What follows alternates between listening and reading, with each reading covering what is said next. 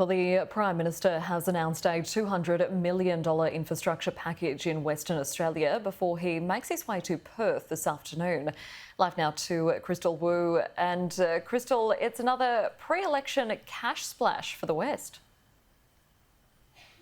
That's right, Christy. First he was in Queensland. Yesterday he visited a cattle station in the Northern Territory. This morning he was in Karratha and he will be making his way down to Perth to campaign alongside Premier Roger Cook this afternoon.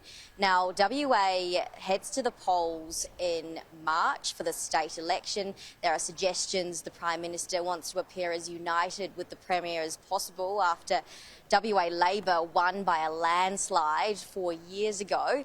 Today, the Prime Minister stood next to Infrastructure Minister Catherine King to make a critical announcement for housing and infrastructure. The decision which we have made to greenlight the Port of Wyndham is the biggest change that will occur in this region. It will allow for direct entry of imports, but importantly as well, a massive expansion of exports.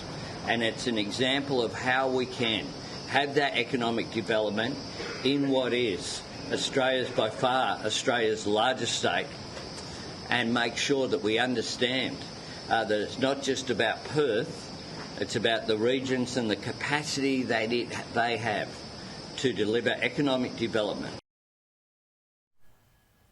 The relationship between Australia and China has been a topic of discussion for the PM this week, particularly the resumption of lobster exports to China. The Prime Minister reinforcing how much that means to both regional communities and jobs.